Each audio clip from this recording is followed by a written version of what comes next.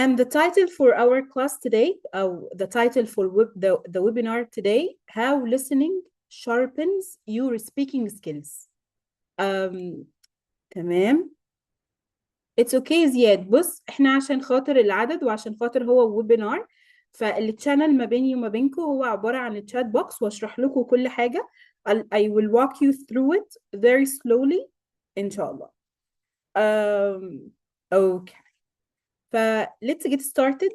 خلينا نشوف النهارده the class. انا لسه قايله دلوقتي هعمل ميكس ما بين العربي وما بين الانجليش، بالذات ان السيشن النهارده مش بس tailored معموله لليفل معين، لا لاي حد قرر ان هو عايز يحسن اللغه بتاعته ويعرف فين المشاكل.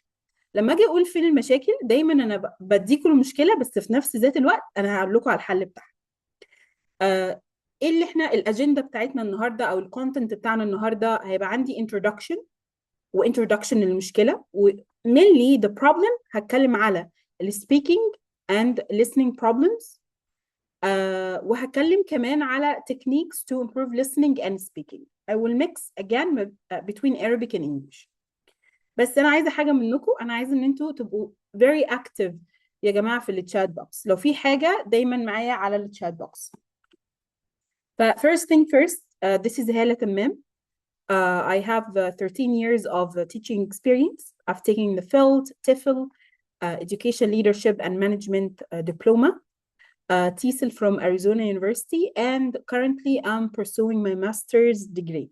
طبعا كل الحاجات دي هي شهادات في التدريس. يلا نبدأ دلوقتي. The first question, guys, that I'm having to you, the very first question is, guys, when I say speaking English in public, لو حد قال لك اتكلم in public, what is the one word that comes to your mind? Again, when someone says speak in public, tells you to speak in public, what is one word, guys, that comes to mind? ايه أول حاجة بتيجي في بالك؟ في حد هنا كده. Okay. Word. Why? Why word يا أبو بكر؟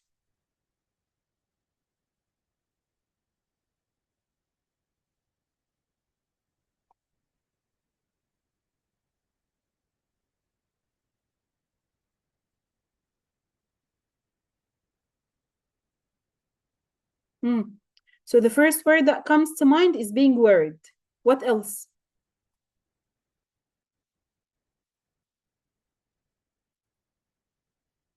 Okay, you can start speaking but you are not able or unable to complete. جميل. تمام. في ناس تاني تيجي تقول لي هالة I'm afraid. أي حد بيبقى خايف جدا إن هو يتكلم in public. حد تاني يجي يقول لك إيه، أنا or I am afraid of making mistakes. أنا بقلق جدا لو أنا جيت وبدأت أتكلم وعملت mistakes. حد تاني يجي يقول لي لا it's a really big issue as I feel I'm afraid of making mistakes. تمام. أو I lack the confidence. ما عنديش ثقة كفاية إن أنا أتكلم قدام الناس. بالظبط يا أبو بكر. طب let's get started. إحنا دلوقتي عندنا المشكلة هي السبيكينج في العموم بيسببني إن أنا أبقى قلقان أو I lack confidence والكلام ده كله. بس في مشكلة أكبر من كده يا جماعة، إني أكترية الناس، وده برضو متهيألي أبو بكر correct me if I'm wrong، دايما لما بتيجي تذاكر الإنجليش بتعتمد إن هي تسمع بس، دايما أسمع بس أو أقرأ بس أو أكتب يعني the writing. عمري ما جربت اللي أسمعه أقول أنا سمعته وفهمت منه إيه، أو عمري ما جربت إني دايما لما باجي بقرأ حاجة أقول اللي أنا قرأته ده فهمت منه إيه. هل ده يا أبو بكر أنت بتعمله ولا لأ؟ وبرضه مستر محمود قول لي ازاي بتذاكروا يا جماعه؟ ايه اكتر مشكله بتواجهكم في المذاكره؟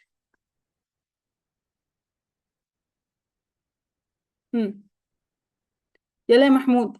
ابو بكر، اكتر واكبر مشكله بتواجهكم في المذاكره دلوقتي؟ احنا عارفين خلاص المشكله الكبرى هي السبيكينج. طب ليه انا عندي مشكله في السبيكينج؟ and I will highlight it. هفهمكم دلوقتي ازاي ان احنا نسبوت المشكله نفسها، بس اكيد كل واحد عنده فكره عن المشكله. بحاول اجيب جمل انجليزي بالعربي والانجليزي ايه. اوكي يا محمود. What do you mean by a traditional method يا ابو بكر؟ لازم نسبوت traditional method like what؟ هل اللي انا قلته ده صحيح؟ هل لما انتوا بتيجي بتذاكروا يا جماعه دايما بتسمعوا بس وعمركم ما فكرتوا ان انتوا تريفريز اللي انتوا قلتوه؟ هل لما بتيجي تقروا بتفضلوا تقروا وتقولوا انا بفهم اللي انا بقراه بس، لكن لما اجي اسال مثلا when it comes to talking, when it comes to explaining what I understand، انا هنا I freeze. لو حد قال لك يلا امسك ده اقراه وابدا ان انت تفهمني اللي انت فهمته او تقول لي اللي انت سمعته، تبدا هنا بقى المشكله. انا فاهم بس ما بعرفش اتكلم. صح ولا لا؟ هل المشكله دي معاك يا محمود وانت يا ابو بكر؟ يس. طيب تعالوا بقى النهارده انا مش هركز على كل السكيلز دي، انا هربط تو سكيلز بس النهارده ببعض، وهي الليسننج والسبيكينج.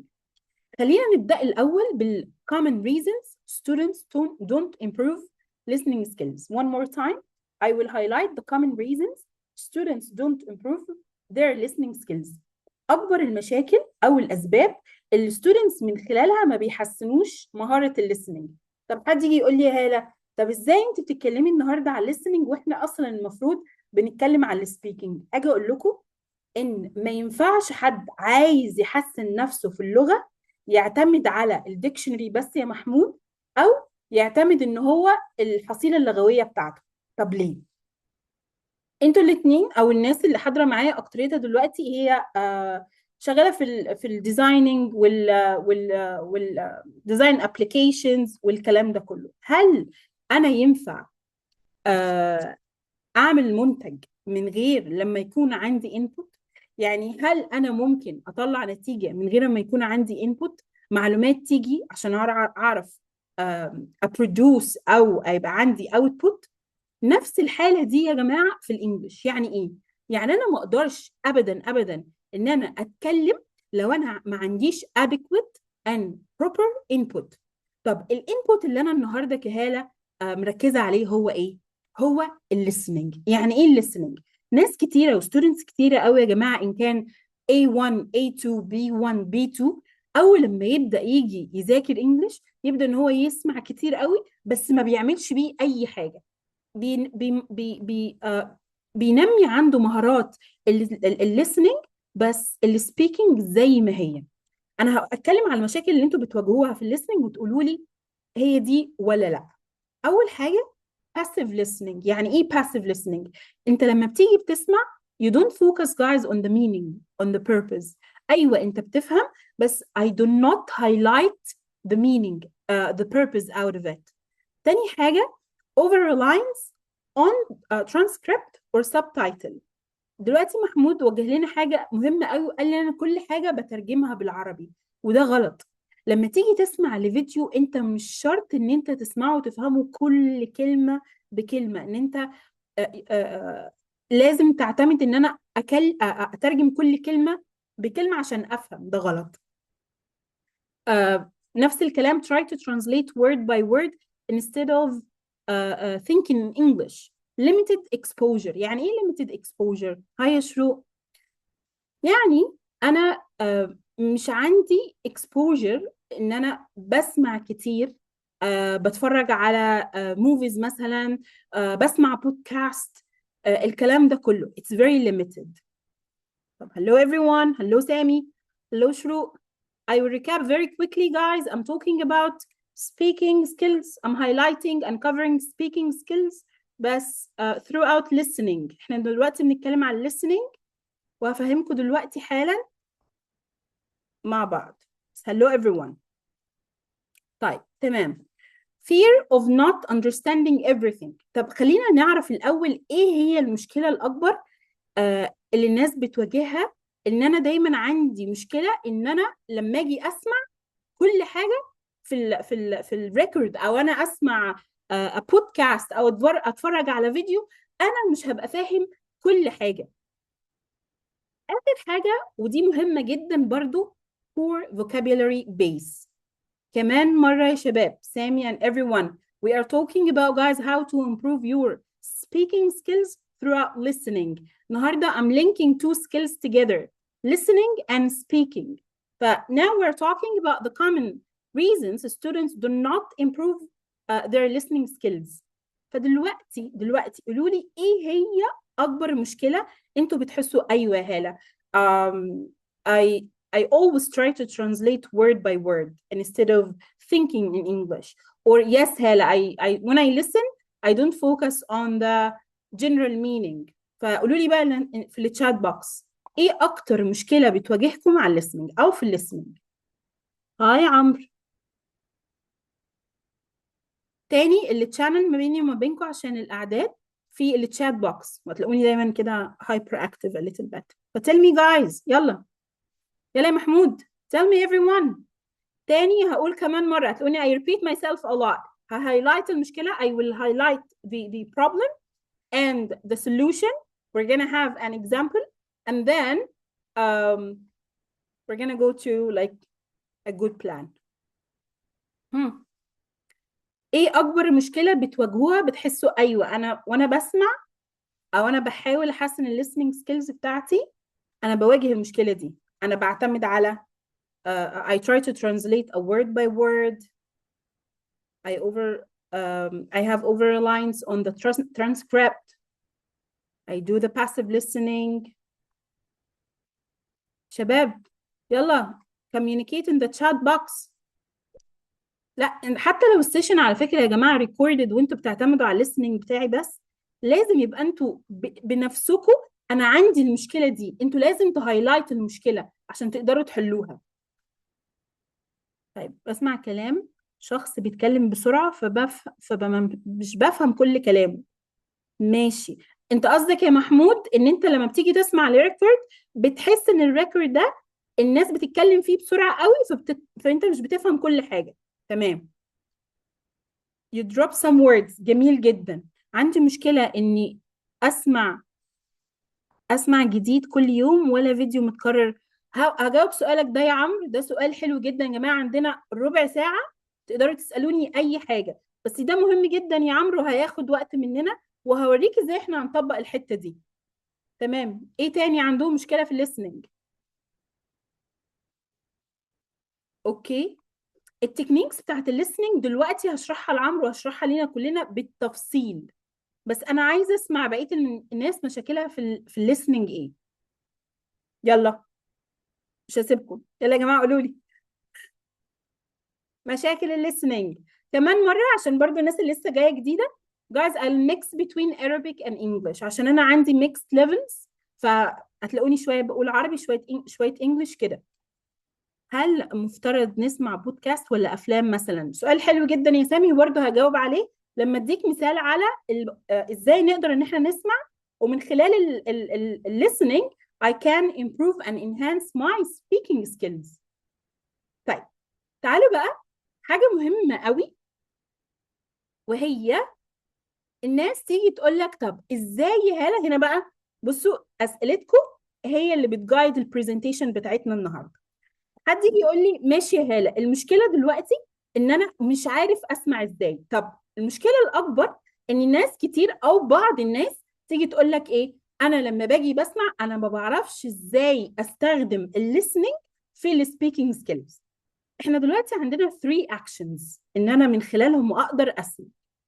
اول حاجة في ناس تيجي تقول لك زي بالظبط سامي, او مش فاكرة كان الاسم ايه, كان عمرو, يقول لك هل من المفترض اسمع كل يوم؟ ايوه guys you have to listen on a daily basis. لازم كل يوم, يعني listen every day even like from 10 to 15 minutes. طب حد يجي يقول لي هسمع, ممكن اسمع نفس الفيديو. يا عمرو ده تكنيك على فكرة, ان انت تسمع نفس الفيديو كل يوم لمدة اسبوع, ده بيخليك كده subconsciously تبدأ ان انت تكوبي الكلام اللي موجود جوه الفيديو او جوه الموفي او جوه البودكاست, وتبدأ ان انت تستخدمه. ده تكنيك على فكرة. طيب هل انا ممكن اسمع ايه؟ انا بالنسبة لي كهالة, انا I don't prefer guys you go to movies all the time. يعني you don't have the luxury to listen to movies every day or to watch movies, I'm sorry, every day. انت ما عندكش اللكجري ان انت تتفرج على فيلم كل يوم. فانا اي ريكومند دايما ان انتوا تختاروا short interesting materials. زي ايه مثلا؟ زي بودكاست، زي يوتيوب فيديوز، نيوز كليبس، سونجز. وتبدا ان انت الاسبوع ده انا كل يوم I will take like 10 to 15 minutes just for listening. طب لسه يا هالة انت كنت من شوية بتقولي ان mistake او it's a big mistake, it's a fatal mistake that الناس بتفضل تسمع بس مش بتتعلم اي حاجة من الليسننج بتاعها.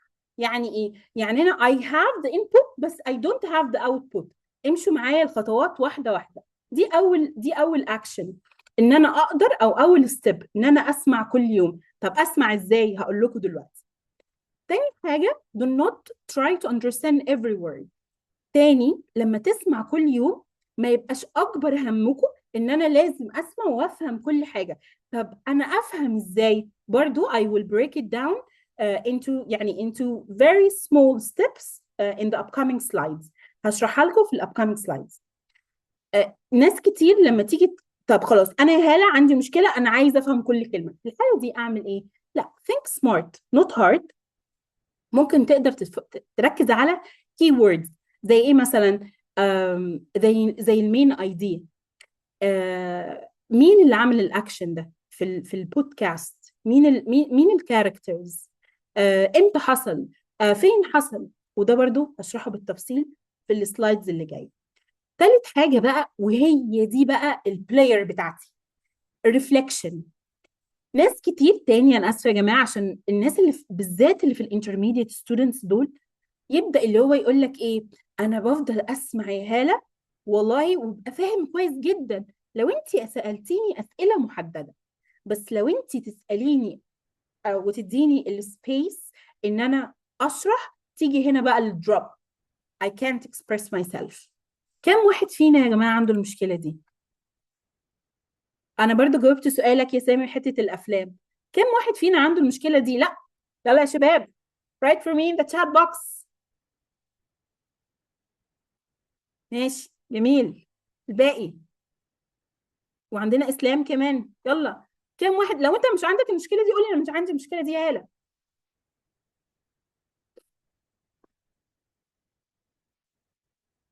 بس كده دول عن المشكله. ماشي. ماشي يا عمرو خلاص. يا هيرو. ماشي يا محمد ابراهيم. آه اخر حاجه هي الريفلكتنج. الريفلكتنج دي مهمه قوي. يعني ايه ريفلكتنج؟ ريفلكتنج يعني انت تبدا ان انت بعد ما تتفرج على فيديو، على ريكورد، ايا كان الماتيريال اللي انت هتتفرج عليها، تبدا يبقى عندك 5 minutes كده تبدا ان انت ترفلكت. انا فهمت ايه؟ الفيديو ده بيتكلم عن ايه؟ بطريقه مرتبه. طيب، ممكن يا هالة تشرحي لي اكتر ازاي ان انا اقدر ان انا اسمع لاي فيديو، حتى لو موفي زي ما سامي حتى سألني من شوية؟ اول حاجة يا جماعة انتوا لازم تركزوا عليها. يعني first thing first, the very first thing that you have to spot the light on is the main idea. اول حاجة كده بسم الله هي المين idea بتاعت الفيديو. يعني مثلا the speaker talks about how online learning is changing education. This is the main idea. What is the speaker talking about? What is the main idea? And then take short notes. حد يجي يقول لي ايه when I'm listening guys I have a problem that sometimes I forget. طبيعي جدا ان انت you forget. We're not robots. فin this case you can take short notes. يعني short notes بناء على ايه؟ طبعا who, what happened, where did it happen, when did it happen, and the main points and reasons and examples. ثالث حاجة, when I'm listening I identify the main idea and the key details myself. أنا اللي هشوفها يعني by myself. أنا from my own perspective, the way I see it, the way I understand it. مش شرط تبقى مكتوبة في الفيديو أو mentioned in the record. تمام؟ طبعا my students, if you need to take a screenshot you can. Do you want to take a screenshot? We can send it to you by the way. ممكن نبعت لكم الباوربوينت دي. Do you need the PowerPoint or no? Anyone needs the PowerPoint? You don't need it? Okay, no one needs it. خلاص. Okay, so let's go to the next point. فاحنا تاني you listen to the main idea, you spot the main idea, you take notes عشان احنا we're not robots, you will forget my students, you identify the main idea and the key details. طيب ايه تاني يا هالة؟ you rehearse. وهنا بقى البوينت بتاعت الريفليكشن، ان انا اسمع and then I rehearse what did I understand. يعني مثلا rehearse، بس rehearse what using different words. تعالوا بقى عند النقطة دي. ناس كتيرة برضو students كتيرة لما بيجي يذاكر يبدأ ان هو او بيتفرج على فيديو، اكبر مخاوفه هي الكلمات اللي هو مش فاهمها. محمود هايلايتد الحتة دي، ويبدأ بدل ما هو يركز على الفيديو ده بيتكلم عن ايه، لا، الهدف بيكون ان انا I translate the words، وده خطأ كبير. حاجة من الحاجات اللي انتوا تقدروا تعملوها يا جماعة، شوفوا فيديو لو 5 دقايق او 3 دقايق، بلاش نتعدى كده، ان انت تطلع 3 كلمات بس منه. تخيلوا how many words؟ only 3 new words and it's enough. It's enough. I swear it's enough. طب ليه هالة 3 words؟ أنا أقدر إن أنا أترجمهم ال3 كلمات. I create a sentence or I create sentences for each word and I use them while I am reflecting or rephrasing or rehearsing. أبدأ إن أنا أسبوت ال3 كلمات، I translate them، وأغصب على نفسي إن أنا أستخدمهم وأنا بعمل reflection. وهنا this is a challenge. أنا مش بقول إن دي حاجة سهلة جدا، لأ، بس هو تكنيك and it seems a little bit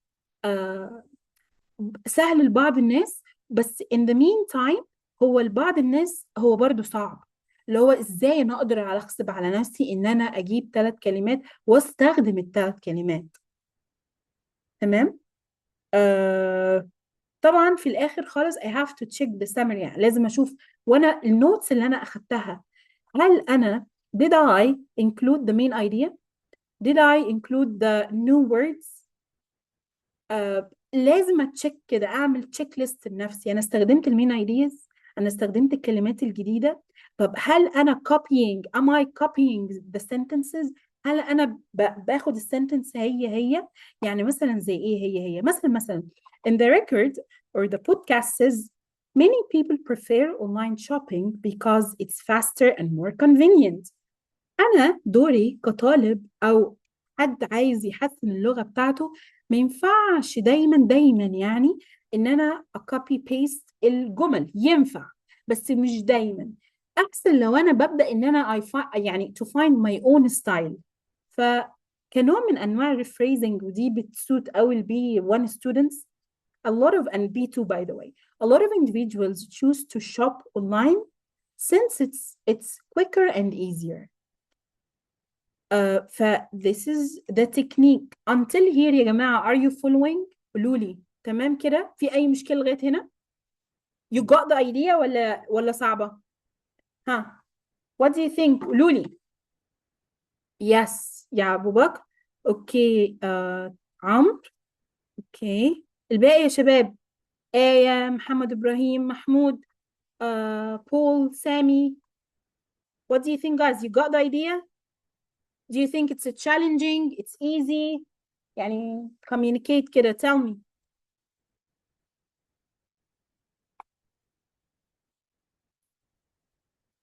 Okay guys tell me. I really love to عارفين ان انا I listen to my students حتى لو انتوا في webinar وهي it's 1 hour session، بس still انا I love to listen to your reflection guys. تمام الخطوات دي ولا انتوا حاسينها خطوات صعبة؟ هل الخطوات دي logical ولا بالنسبة لكم لا مش شرط، او انا صعب ان انا امشي على كل الخطوات دي؟ هل خطوة مثلا ان انا استخدم ال3 كلمات الجديدة دي اصعبهم دي اسهلهم؟ هم.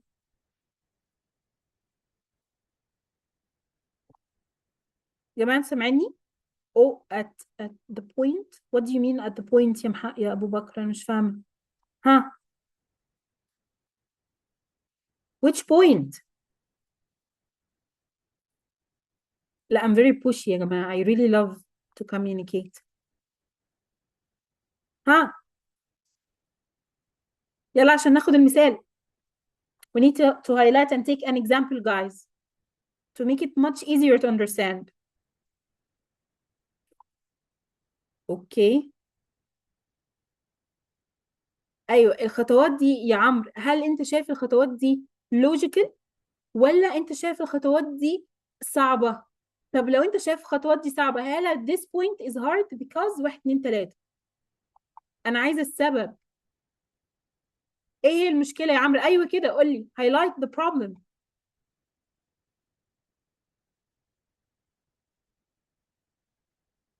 اوكي بول. تنمر المصريين.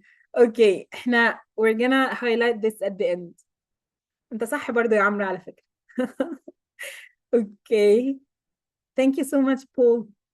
طيب now guys we're gonna do something together، بس ده انتوا لازم تشاركوني في الشات بوكس برضو مع تنمر المصريين يا عمرو. اوكي so we need to brainstorm emotions and feelings. What I need from you now guys, I need you to brainstorm just words that reflect emotions and feelings. يعني very basic words like happy, like sad. Can you do this now in the chat box?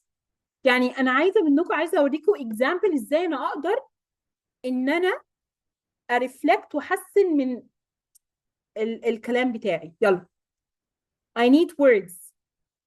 brainstorm يلا. happy, sad, whatever. أي كلمة, any word comes to mind guys related to emotions and feelings. Okay Paul.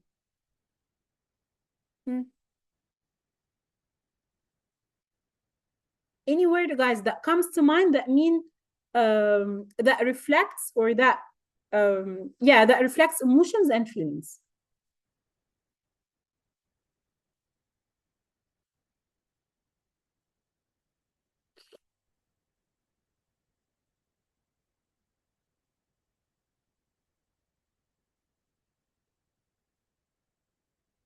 يلا يا شباب.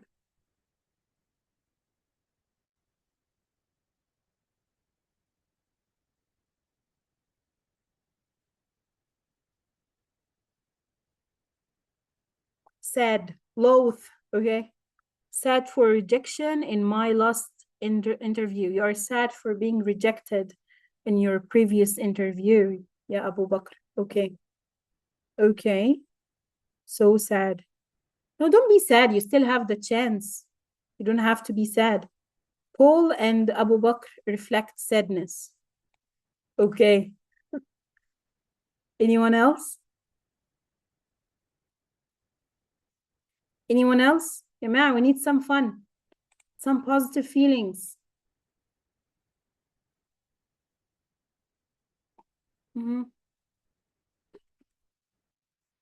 The emojis.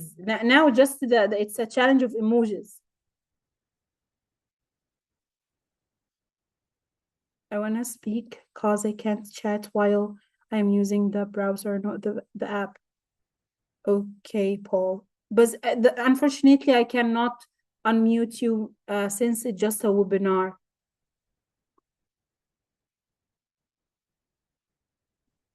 Okay.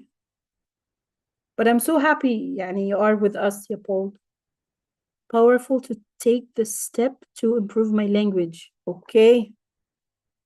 Okay, Abu Bakr. Anyway, guys, I will just walk you through it, not to feel like overwhelmed. Some basic words like angry, sad or sadness. This is a noun. Shame, jealousy, bottle our feelings. This is an idiom. To bottle your feelings, like this is the bottle and you bottle your feelings. تكتم في مشاعرك. This is an idiom, by the way. Fear and release our emotions. These are the words يا جماعة that you might be familiar with or you might not be familiar with. So I need from you, this is the technique. امشوا معايا واحدة واحدة تاني. فمثلا first thing first أنا النهاردة I decided that I will focus on emotions. I will listen to something related to emotions. Okay? So first thing first, what do I do now? I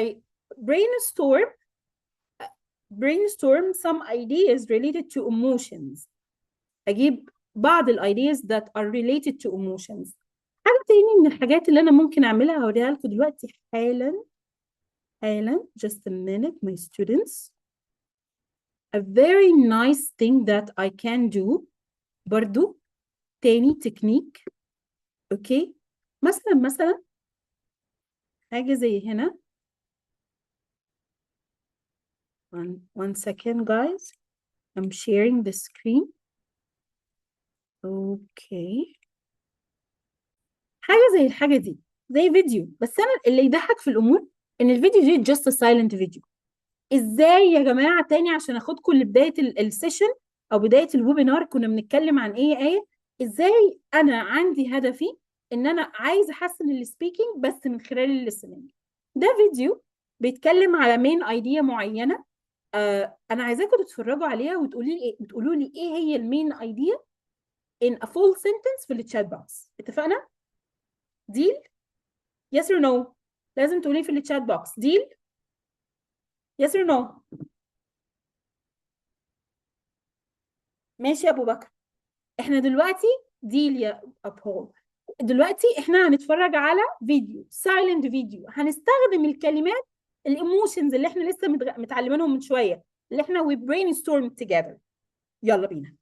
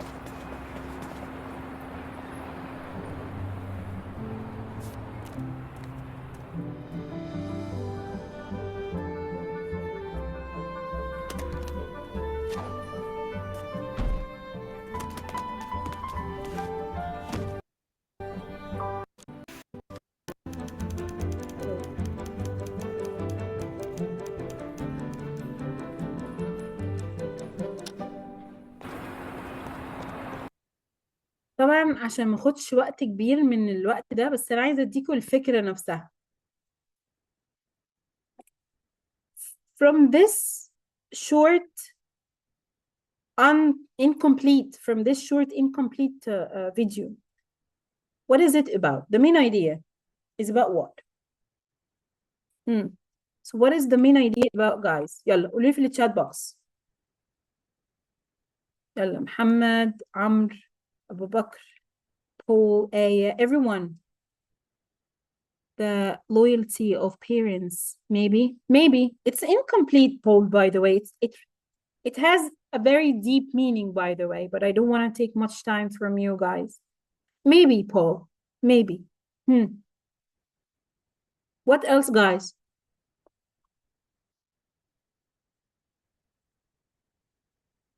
Yalla, take a chance. I'm giving you a chance. So seize it. Seize the chance. Take the chance. استغل الفرصة. Searching for happiness. It might be Abu Bakr. It could be. What else, my students?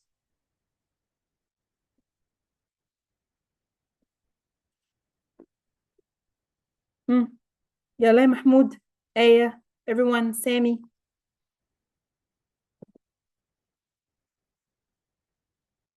I think modern life. What do you mean by modern life, يا عمرو? This is incomplete sentence. You have to have a complete sentence, a complete thought.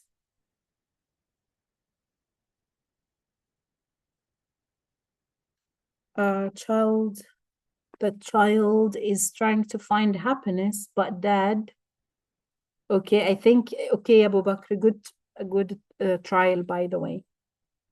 You mean, so the modern lifestyle or the boring modern lifestyle could be the dull modern lifestyle. Also, that could be the routine of parents. Okay, it could be, Paul, also a very boring, dull routine. طبعا this is what I said. بصوا بالنسبة لي this is what I see. أنا كهالة this is what I see. So the short film shows how a strict daily routine can make people feel sad. At first, the father and son live in a gray world that feels like a prison, where they must bottle up feelings to fit in. دي بالنسبة لي المين idea. طبعا we didn't watch the whole movie, by the way, but I'm trying to give you an idea. How can I structure a complete, connected, linked thoughts together to sound coherent and to sound like put together? Because of this, the character lose their bright colors, which represents a deep sense of loss. However, the story changes when the son expresses his pure joy through colorful drawing. Anyway, أنا أقدر إن أنا أشوف فيديو حتى لو silent بالبيسك words اللي أنا عندي، وأقدر إن أنا put it into words وإن أنا أتكلم بيه. يجي بقى هنا دور مهم قوي يا شباب، وهو اللي أنا أخدته واحدة، وهو اللي speaking. إزاي أقدر إن أنا أعمل ده خلال اللي speaking؟ طبعا من خلال الدايركت واي بتاعي، إن أنا أعمل ده من خلال إن حد يتكلم معايا، أكيد طبعا من خلال إن أنا أعمل mistakes، من خلال إن أنا أتكلم وأطلع صوت وأبقى مسموع. فدلوقتي we're gonna make a very quick game عشان خاطر أطبق الحتة اللي أنا قلت عليها دي. مثلا the first thing, I feel happy when complete it, guys. Complete this sentence. For me as Hala, I feel happy when I teach my students or I teach English to students. This is what makes me happy. بالنسبة لكم, what makes you guys happy? When you play football. Okay, Paul. What else? يلا يا شباب, happiness اهو. I feel happy when I see my parents happy. Okay, Abu Bakr. Nice.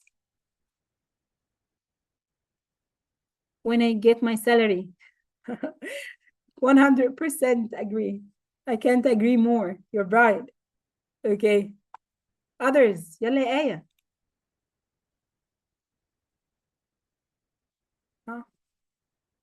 طيب. I feel excited. For me, I feel excited when I travel. Champion League. Okay, Paul. Okay. This is a very basic, simple discussion. وكمان الدiscussion دي بتخليك أو بتتake you إن أنت لازم to make a full sentence. It's a very nice, light, delicate game. أصلا في العموم الهدف بتاعي من listening إن أنا إيه؟ الهدف بتاع listening إن أنا إيه؟ بيحسن مهارة إيه؟ listening. بس الهدف بتاع listening إن أنا أخد معلومات عشان أعمل بيها إيه؟ لازم الكلمة تقولوها لي أنتوا. إن أنا أعمل بإيه بالlistening؟ إن أنا speak. Thank you يا عم. هدف الريدنج إن أنا إيه؟ إن أنا ممكن أقرأ وممكن نفس الكلام أسمع. فعشان كده الحتة دي أو الحتة بتاعت الدسكشن إن أنت تتكلم تعمل ميستيكس هنا دي مهمة قوي. مهم قوي يا جماعة إن أنتوا تربطوا الفور سكيلز النهاردة زي ما أنا علمتكم. بس إحنا ربطنا ما بين الرايتنج والسبيكنج. التكنيكس اللي انا قلتها عليها دلوقتي مش محدده لليفل واحد، بالعكس في كل الليفلز. وعشان كده في ناس كتيرة عندها مشاكل كتيرة أو عندها أهداف كتيرة للسبيكينج، وده اللي جو توكي في العموم بتقدمه. You learn around the business. Okay. You mean you learn to you learn to like you want to learn in the business field يا محمود. Okay. Guys, I'm reading the chat box. طيب، عشان كده جو توكي احنا عندنا one to one service نفس اللي انا بقول عليه ده، لكن احنا مش عندنا classroom courses. هي one to one conversation course. one to one conversation course عشان خاطر ياخدني للنقطة دي، وهي نقطة ان انا بسمع بس مش بعرف اتكلم، بقرأ مش بعرف اتكلم، بقدر ان انا اكتب بس برضو ممكن ما بعرفش اتكلم. وده الأسباب كتيرة ومنها الليسننج، ودايما ببقى محتاج حد يساعدني. من هنا تاني دي الخدمة بتاعت جو توكي. It's one to one conversation guys. It's one speaking practice. انت من خلال السيرفيس دي انت بتختار الوقت اللي يناسبك. بيبقى فيه توبكس كتيرة مختلفة. كل مستوى من المستويات بتاعت جو توكي بتتاكل او بتكفر مهارات معينة. بيبقى الوقت كله بيبقى مخصص and focused on the practice. في ناس عندها برضو ان هم يعلموا الكيدز، دي حاجة مهمة جدا. برضو نفس الكلام الكيدز بروجرام بيركز على السبيكينج. من خلال الكيدز بيقروا ستوريز، بيعملوا discussion conversation topics عادي جدا. عندنا الايلتس كمان. في ناس كتيرة هدفها ان هي تسافر تشتغل في international companies زي ناس كتيرة يعني قالوا الكلام ده من شوية. مثلا محمود قال لك عشان خاطر الجوب ماركت انا عايزة ابقى ready for the job market. وده برضو عندنا البروجرام ده مخصص للناس اللي هي عايزة تسرفايف تنجو في ال workforce market. تمام كده. كل البرامج دي الميزة اللي فيها اللي هي بتبقى one to one انت والتيتشر او انتي والتيتشر. فدلوقتي لو اي حد فيكم، طبعا احنا عاملين خصم للناس اللي هي مهتمية ان هي عايزة تحسن اللغة بتاعتها، تركز بس على البرودكشن، تركز ان هي تتسمع، وتركز ان هي بتقضي الوقت كله هو مش كلاس روم. ساعات كتيرة او بعض يعني ممكن 50% الناس بتبقى فاهمة، بس انا عايز حد يحط الكلمات على بعضها، يسمعني، يقول لي اقول ده ما اقولش ده. جو توكي بتقدم لكم دلوقتي 25 25% ديسكاونت. وده الرابط انا بعته لكم يا جماعه على الشات بوكس دلوقتي. تقدروا ان انتوا تاخدوا الفري ترايل من خلالها ان انتوا تحددوا مستواكم. اتس فري فور فري. بيبقى من خلال كول. من تقدر ان انت يبقى عندك تقدر ان انت تعمل المكالمه وتاخد فيدباك عليها، وكمان يتحدد لك مستواك. بس دلوقتي انا عايزه اسالكم بقى، اتعلمتوا ايه النهارده؟ يلا what did you learn today? Was it fruitful؟ اتعلمتوا حاجة ولا لا؟ مم.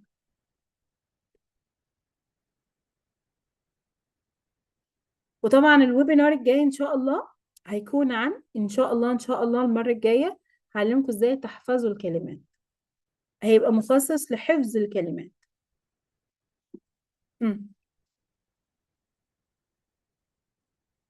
and try to listen. تمام. كويس يا ابو بكر. ان لازم احط نفسي في مواقف مختلفة. بالظبط يا محمود، بالظبط. احط نفسي في مواقف مختلفة، واني دايما استغل ان انا لازم استخدم كل حاجة بتعلمها. مين تاني اتعلمتوا ايه النهاردة يا جماعة؟ من التكنيكس كمان اللي احنا خدناها. وما تنسوش البرومو كود للفترة محدودة 25%. ها، اتعلمتوا ايه النهاردة؟ ولو في اي اسئلة تقدروا تسألوني برضه.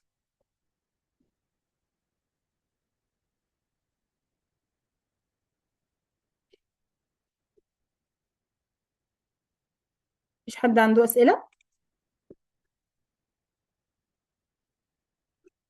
تقدروا تعرفوا اكتر عن السيرفيسز دي، تقدروا تعرفوا اكتر عن الخدمات من خلال الموقع بتاع الواتساب، الرابط بتاع الموقع، وتستخدموا البرومو كود كمان.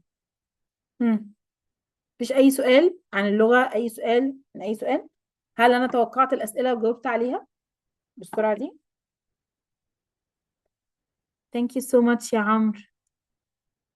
Thank you so much يا سامي. Yes, this is really good. What else؟ هنستناكم يا جماعة في الويبينارز اللي جاية. بص يا سامي، هو مفيش مدة معينة للطلاقة، هي بتختلف من شخص للتاني. تمام؟ عمرك ما حد هيوصل لفكرة الطلاقة دي إلا لما يكون في، زي أنا ما قلت النهاردة، في انبوت، في معلومات بتتحط في دماغي، بس في نفس ذات الوقت يا سامي انا عندي practice on a daily basis. يعني مثلا انت اتعلمت كلمة جديدة، مثلا لو الكلمة دي يا سامي انت ما بتستخدمهاش كل يوم، هيحصل لها ايه؟ ده على كلمة، انا بتكلم على سكيل كلمة. ايه اللي هيحصل للكلمة دي يا شباب؟ هفتكرها؟ قولوا لي، هفتكرها يا سامي؟ لا. تخيل طبعا، ده على لغة أنا كل يوم بسمع، أنا كل يوم ممكن ما بسمعش أصلا، أنا كل يوم ما بفرجش على حاجة وعايزة أبقى fluent. يعني just this is what I want. بس do I really work um, to achieve this؟ لا. فالموضوع بياخد وقت على فكرة، والموضوع محتاج براكتس يا جماعة. كل الموضوع ده براكتس.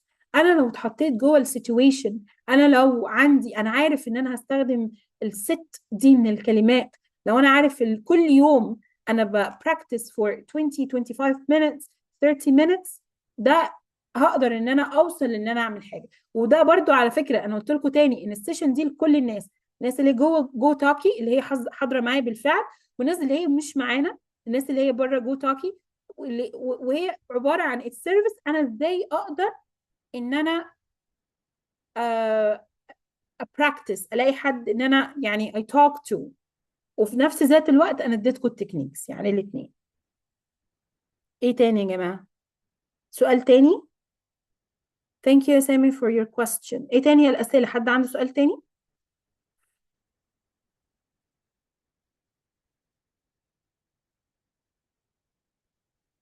اي سؤال؟ مفيش اسئله خلاص؟ اي سؤال؟ ماشي. thank you so much يا جماعه. see you again إن شاء الله مع النكست ويبينار. على فكرة الويبينار الجاي هيكون عن البيزنس ملي. انت تقدري يا آية تخشي على الموقع دلوقتي، ليكي 25 كود، 25% تخفيض، فادخلي على الموقع، هبعتلك اللينك حالا، تقدري تسألي براحتك، وتقدري تعملي كل حاجة. اوكي، التيم هيساعدك اكيد يا آية. ايه تاني يا جماعة؟ حد عنده سؤال تاني؟ مم. اي سؤال؟ اي سؤال تاني؟ الويبينار القادم ان شاء الله هيكون عن البيزنس، فاحنا مستنيينكم ان شاء الله. حد هيجي الويبينار الجاي ولا لا؟ حد هيجي من دلوقتي؟ مفيش حد؟ اه. يس يا ابو بكر. I love the spirit. اوكي. So waiting for you يا جماعة للنكست ويبينار، هيتكلم ملي على البيزنس ان شاء الله. Thank you so much. Bye.